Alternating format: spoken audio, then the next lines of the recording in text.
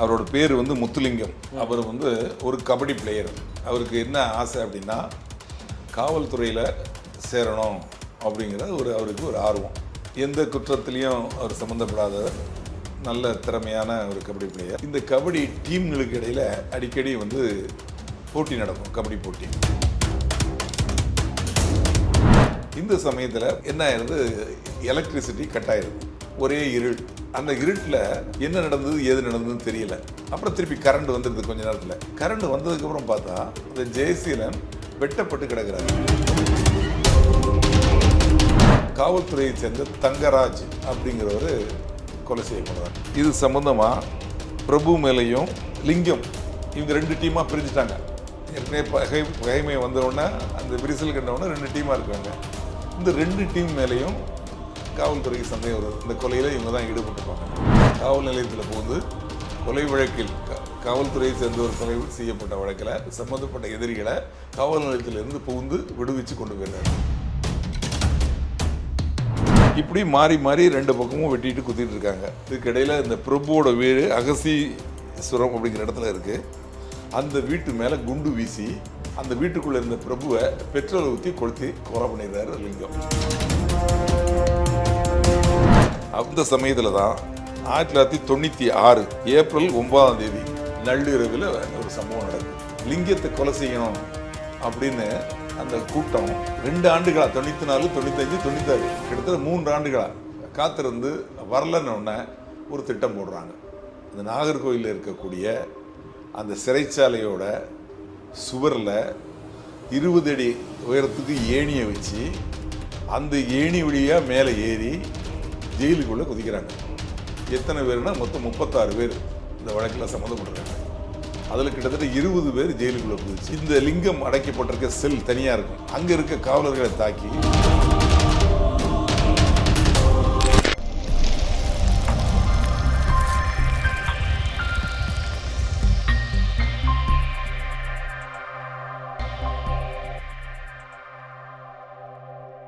Voice of law நேயர்களுக்கு வணக்கம். இன்றைய நேர்காணலில் நம்முடன் இணைந்திருப்பவர் ரிட்டையர்டு எஸ்சிபி ராஜாராம் அவர்கள். வணக்கம் சார்.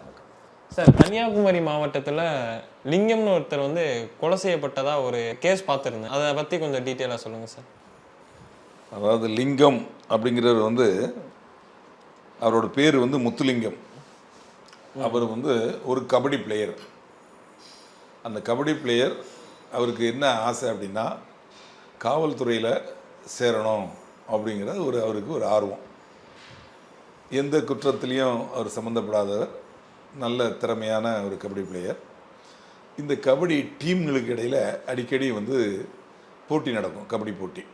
அப்படி ஏர்வாடிங்கிற ஊரில் 1987 ஜூன் மாதம் 15ஆம் தேதி ஒரு கபடி போட்டி நடக்குது. அது இந்த லிங்கம் அவர் தலைமையில் உள்ள அந்த கபடி குழுவுக்கும் இன்னொன்று ஜெயசீலன் அப்படிங்கிற ஒரு தலைமையில் உள்ள இன்னொரு கபடி குழுவுக்கும் அன்னைக்கு போட்டி. இந்த ஜெயசீலன் அப்படிங்கிறவர் யார் அப்படின்னா அவருக்கு சில குற்ற பின்னணிகள் இருக்குது. அவருக்கு நிறைய பகைவர்கள் இருக்காங்க. இந்த சமயத்தில் போட்டி நடக்கிறதுக்கு அந்த சமயத்தில் என்ன ஆயிடுது, எலக்ட்ரிசிட்டி கட் ஆயிடுது. ஒரே இருள். அந்த இருட்டில் என்ன நடந்தது ஏது நடந்ததுன்னு தெரியல. அப்புறம் திருப்பி கரண்ட் வந்துடுது கொஞ்ச நேரத்தில். கரண்ட் வந்ததுக்கப்புறம் பார்த்தா அந்த ஜெயசீலன் வெட்டப்பட்டு கிடக்கிறார். ரத்தம் ஒழிஞ்சிட்ருக்கு.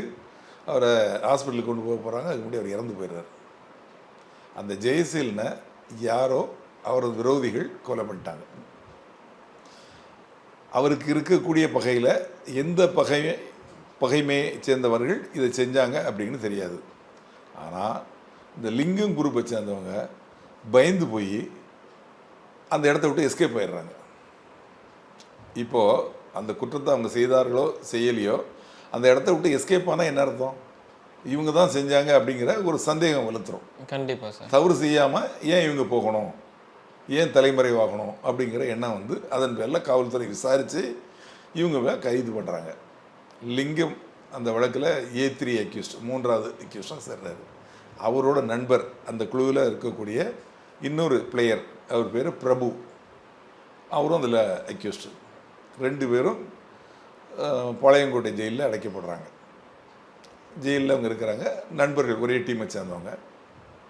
அந்த பிரபுங்கிறவர் யாருன்னா பிஏ படிச்சிருக்காரு, அதுக்கப்புறமா சட்டம் படிச்சிருக்காரு, வக்கீலாக தொழில் செய்யணும் அப்படிங்கிறதுக்கு முயற்சி பண்ணிகிட்ருக்காரு. அந்த சமயத்தில் இந்த கொலை வழக்கில் மாட்டிடுறாங்க. மாட்டி கொலை வழக்கில் இவங்க 2 பேரும் உள்ளே இருக்கிறாங்க. பொதுவாக ஒரு வழக்கு, கொலை வழக்கு, அதில் 4-5 பேர் சம்மந்தப்பட்டு அவங்க ஜெயிலில் இருந்தாங்கன்னா அது ஒரு டீம் மாதிரி ஆகிடுவாங்க.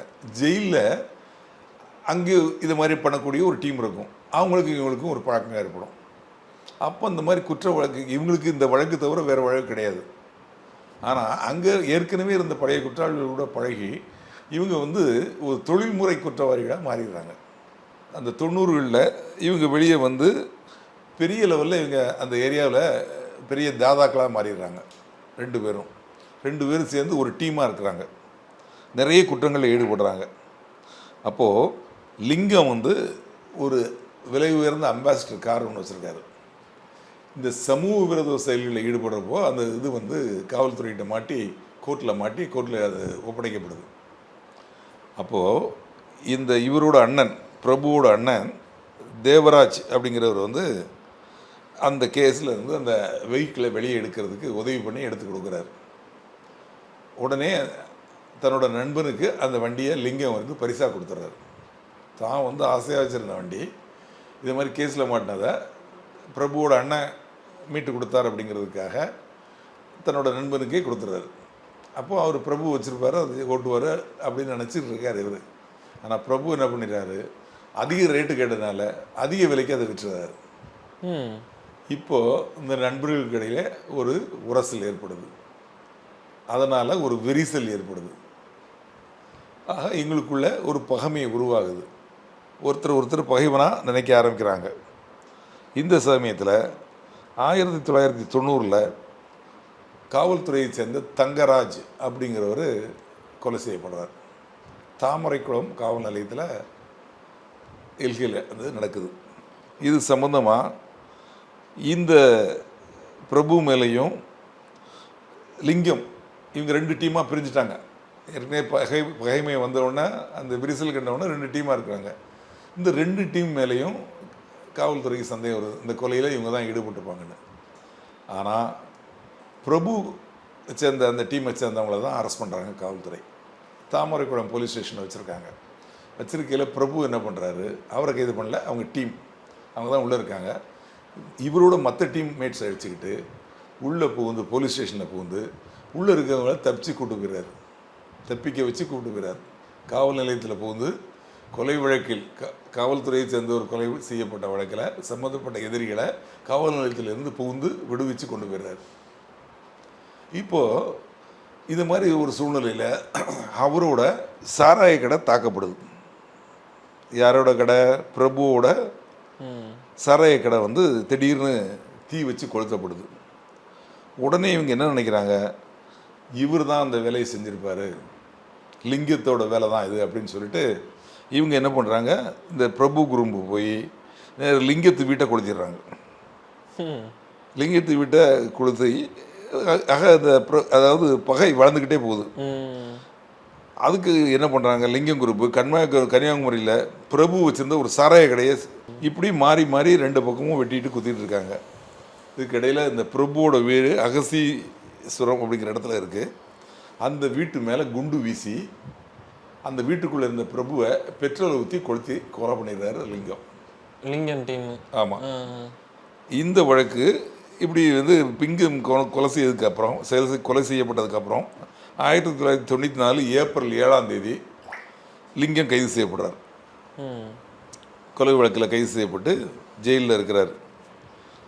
அப்போது ஜூலை 30, 1995 அவரை நாகர்கோவிலில் இருக்கக்கூடிய மாவட்ட சிறைச்சாலைக்கு மாற்றுறாங்க.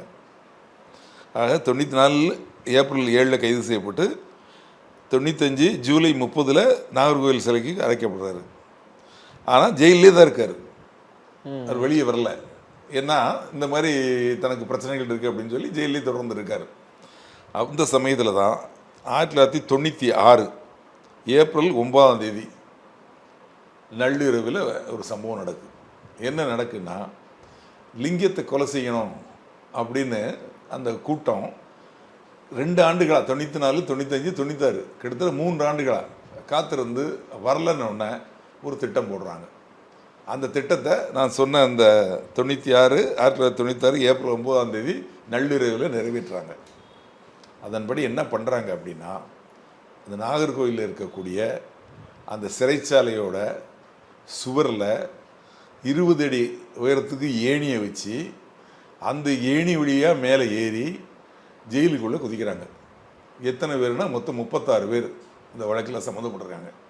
அதில் கிட்டத்தட்ட 20 பேர் ஜெயிலுக்குள்ளே குதிச்சு, இந்த லிங்கம் அடைக்கப்பட்டிருக்க செல் தனியாக இருக்கும், அங்கே இருக்க காவலர்களை தாக்கி அந்த சாவியை எடுத்து அந்த செல்லுக்குள்ளே புகுந்து லிங்கத்தை வெட்டி கொலை செய்கிறாங்க. நள்ளிரவு 3:30 நடக்குது. கொலை செய்ததுக்கப்புறம் அவர் தலையை துண்டாக எடுத்துட்டு அப்படியே வந்து திருப்பி ஜெயிலில் இருந்து வெளியே அந்த ஏணி வழியாக இறங்கி நாகர்கோவிலில் இருக்கக்கூடிய ஒரு பஸ் ஸ்டாண்டில், மீனாட்சிபுரம் பஸ் ஸ்டாண்ட்னு இருக்குது, அந்த பஸ் ஸ்டாண்டை கொண்டு தலையை வச்சுட்டு எஸ்கேப் ஆயிடுறாங்க. இது வந்து தமிழகத்தில் ஒரு சிறைச்சாலைக்குள்ள வெளியிருந்து ஆட்கள் போய் மர்டர் பண்ண முதல் சம்பவம் இதுதான். தமிழகமே திகைச்சு போகுது. இந்த மாதிரி ஒரு சம்பவமா, ஜெயிலில் இருக்கக்கூடிய ஒரு ரவுடியை இன்னொரு கும்பல் உள்ளே புகுந்து கொலை பண்ணிடுறாங்க அப்படின்னு சொல்லி அந்த சமயத்தில் காவல்துறை வந்து சிறப்பாக செயல்பட்டு 36 பேரை கைது இந்த வழக்கில் சம்மந்தப்பட்டிருக்காங்கன்னா ஐடென்டிஃபை பண்ணுறாங்க. ஐடென்டிஃபை பண்ணி அந்த சமயத்தில் இந்த வழக்கில் சம்மந்தப்பட்ட 2 பேர் எஸ்கேப் ஆயிடுறாங்க. அந்த கொலை நடந்த உடனே எஸ்கேப் ஆனவங்க அவங்க அரெஸ்டே பண்ணப்படலை. இந்த 36 பேரில் சார்ஜ் ஷீட் போட்டதில் 12 பேருக்கு தண்டனை கொடுத்துட்றாங்க. அது தண்டனைலாம் முடிஞ்சு நிறைய பேர் வெளியே வந்துடுறாங்க. இந்த கொலை நடந்தப்போ லிங்கத்துக்கு ஒரு பெண் குழந்தை 5 வயசில், 3 வயசில் ஒரு ஆண் குழந்தை இருக்காங்க. அந்த பையன் பேர் சுஜித். லிங்கம் மனைவி வந்து ஹைகோர்ட்டில் ஒரு கேஸ் போடுறாங்க. ரோஹிணி அவங்க பேர். என் கணவர் வந்து ஜுடிஷியல் கஸ்டடியில், நீதிமன்ற காவலில் ஜெயிலில் இருக்கிறாரு, அவரை வெட்டி கொண்டு இருக்காங்க, அதனால் அரசாங்கம் நஷ்டஈடு கொடுக்கணும் அப்படின்னு சொல்லிட்டு வழக்கு போடுறாங்க. அந்த வழக்கு நடக்குது. வழக்கு நடந்து 2008 தீர்ப்பாகுது. அதன்படி 6 லட்சம் ரூபா அவங்களுக்கு பணமும் அதுக்கு வட்டியாக 2 லட்சமும் சேர்ந்து 8 லட்ச ரூபா பணம் வழங்கப்படுது.